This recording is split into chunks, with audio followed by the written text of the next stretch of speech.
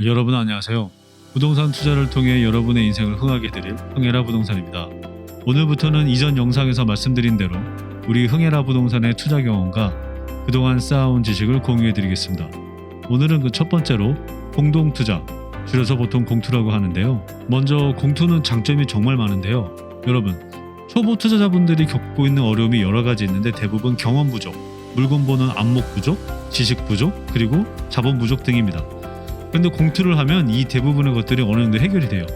예를 들어서 먼저 자본 부족, 요거는 공투를 하게 되면 나의 투자 자본의 한계를 뛰어넘을 수 있는데 저는 이게 가장 중요하다고 생각합니다. 여러분, 제가 이전에 프롤로그에서 5천만 원으로 투자를 시작했다고 말씀드렸잖아요. 제가 만약 혼자 했다면 얼마짜리까지 물건을 투자할 수 있었을까요? 대략 80% 정도 대출이 나오는 상가나 지식산업센터 이런 것들을 투자했다라고 했을 때 취득록세가 4.6%가 나오죠. 그럼 러프하게 낙찰가 25% 정도가 제 돈이 필요하겠네요.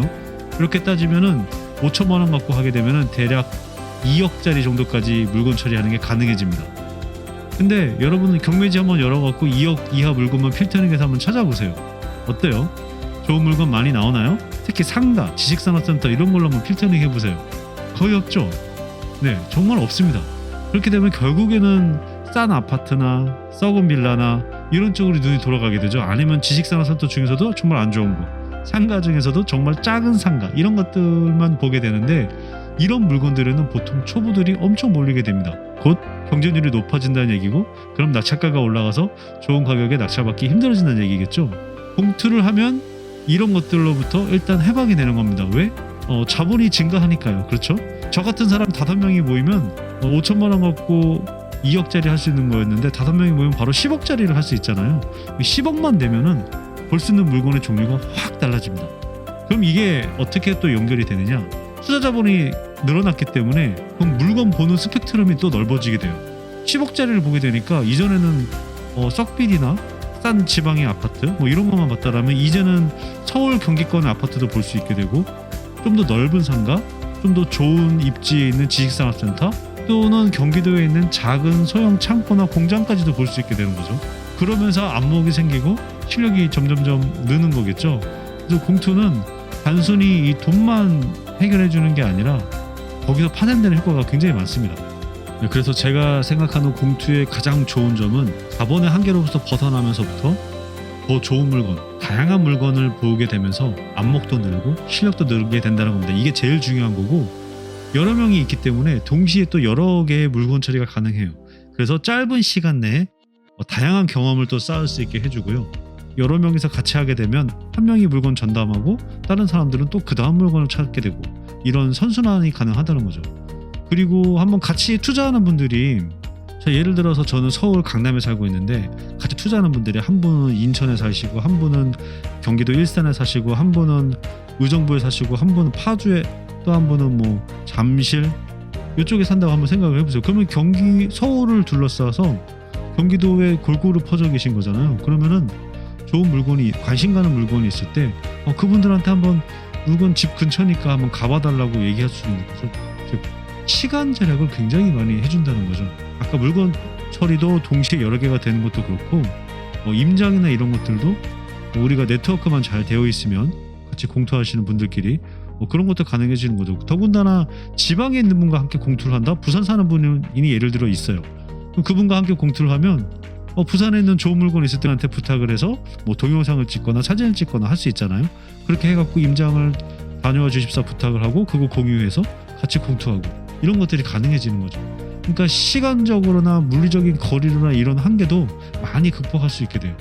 이 정도가 제가 생각했을 때는 가장 대표적인 장점인 것 같고요. 단점에 대해서 또 얘기를 한번 해볼게요. 제가 생각하기에 공투의 단점은 크게 나눠서 바로 사람과의 트러블, 이게 가장 큰 문제죠.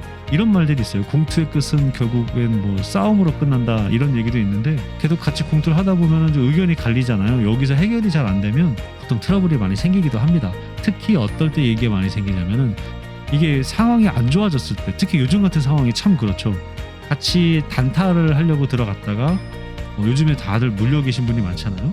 물려가지고 장타로 가게 되는데 어떤 분은 난 당장 또 돈이 필요한데 돈을 빼고 싶은데 그러니까 당장 물건을 팔아야겠다라고 하는 분도 계실 거고, 손해를 보더라도 어떤 분들은 이거는 좋은 물건이니까 갖고 가면 되는데 2, 3년 더 들고 가자.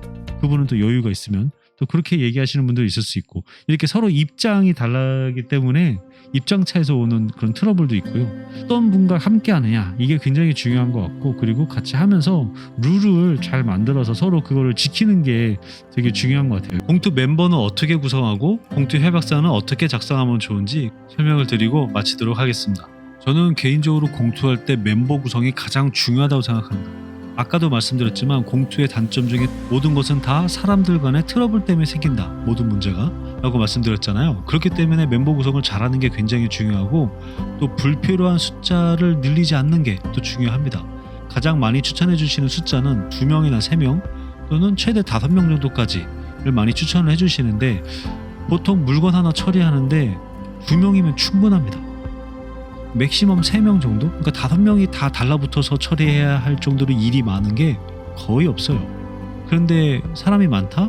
사람이 많으면 의견이 갈라질 수밖에 없고 각자 사정이 있기 때문에 나중에 시간이 지날수록 트러블이 생길 수밖에 없습니다. 그래서 숫자는 가장 적은 게 좋은데, 또 숫자가 너무 적으면 아까 말씀드린 자본금의 한계를 벗어나야 되는데 다 돈이 없으면 별로 못 벗어나겠죠. 또 그래서 가끔씩 많은 사람의 인원이 필요하기도 합니다. 어쨌든 간에 제일 중요한 건 이 숫자도 숫자지만 어떤 사람과 투자를 하느냐, 이것도 되게 중요한 것 같아요. 그래서 가능하면 자기 주장이 강한 사람보다는 남의 의견을 좀 잘 들어주고 수용을 잘 해주는 사람, 이런 사람이면 좋고, 특히 자기가 자신이 없다고 해서 자기보다 너무 실력이 뛰어나거나 많이 알고 있거나 이런 분들과 같이 공투를 하게 되면 본인의 의사결정을 통해서 어떤 경험을 쌓기보다는 잘하는 분이 주도를 하게 되고 여러분은 별로 배우는 게 없을 확률이 높습니다. 그래서 제일 좋은 건 본인과 지식 수준이 비슷하거나 살짝 높은 사람, 그리고 열정적으로 열심히 하는 사람과 같이 하면은 시너지를 발휘할 수 있을 거라고 생각을 합니다. 그리고 추가적으로 신원도 확실하고 소득도 좋고 이런 분들이랑 같이 하면 좋겠죠. 그래서 마음 맞는 분들과 멤버를 구성하는 게 가장 중요하다고 생각을 하고요. 그 다음 중요한 건 사람 마음이 항상 변하잖아요. 변하고 또 기억력도 좋지 않잖아요. 그렇기 때문에 공투를 시작하기 전에 반드시 공투 협약서를 작성을 하고 도장을 찍고 시작하는 게 중요하다고 생각을 합니다. 그럼 공투 협약서에는 어떤 사항이 들어가야 되냐면, 입찰가부터 시작을 해갖고 목표 매도가, 투자 기간 보통 6개월이나 1년 정도를 잡잖아요. 또는 2년, 우리 아파트 비과세 2년이니까. 그리고 그때 안 팔렸을 경우에는 어떻게 할 것인지 플랜 B, 이런 것도 필요하고요. 1인당 투자금은 얼마로 할 것인지, 법이 몇 쓸 것인지 이런 여부도 필요하고, 내 인센티브는 얼마를 어떻게 부여할 것인지, 그 다음에 업무 분담은 각각 어떻게 할 것인지, 손익금 분배 방법, 투자가 수익이 나면은 분배를 하는데 손해가 나면 어떻게 할까요? 손해가 났을 때도 어떻게 분배를 할 것인지에 대한 방법이 나와야겠죠. 그리고 공투 멤버들 간에 분쟁이 발생했다. 그럼 이건 어떻게 해결할 것인가? 의견이 그냥 단순히 다르다? 그러면 다수결로 해결을 하는데 불복하는 사람이 생겼다. 그럼 이거 어떻게 할 것인지, 중간에 공투를 하다가 빠져야 될 사람이 생기면 어떻게 해결할 것인지, 법적 분쟁이 생기면 어떻게 해결할 것인지, 이런 등등에 대한 세부적인 내용을 다 다룰 수는 없으니까 기본 원칙만이라도 간단하게 정해놓으면 나중에 큰 도움이 됩니다. 그리고 요즘에는 코로나 시대 때문에 화상 미팅 이런 시스템이 굉장히 발달했잖아요. 그래서 항상 만나서 대면으로 보고 얘기하면 좋은데 다들 바쁘시니까 보통 얼굴 보면서 같이 자료 공유하면서 화상 미팅으로 얘기를 많이 하고, 또 공투 협약서를 작성을 할 때에도 전자계약서 플랫폼을 많이 사용하면 좋습니다. 편합니다. 모두사인이나 이런 거 쓰게 되면 내용 다 검토하고 전자계약하면 되니까, 설령 같이 공투하시는 분이 서울, 부산 이렇게 떨어져 있다 하더라도 이메일로 주고받거나 카톡으로 전자계약서를 주고받을 수 있거든요. 그런 식으로 하게 되면 요즘 시대에 시간 전략도 하면서 효율적으로 공투를 할 수 있을 거라 생각을 합니다. 이렇게 해서 오늘은 공투의 장단점 그리고 공투하는 방법까지 말씀을 드렸는데요. 제가 개략적으로 많이 말씀을 드렸습니다. 그래서 무엇보다 중요한 건 일단 이 정도만이라도 이제 알게 되셨으니까 직접 공투할 팀을 만들면서 스스로 더 알아가시는 방법밖에 없습니다. 아무쪼록 여러분 주변에 좋은 분들 만나서 성투하시길 바랍니다. 끝까지 들어주셔서 감사합니다. 도움이 되셨다면 좋아요, 구독, 알림 설정 부탁드리겠습니다. 다음에 뵙겠습니다.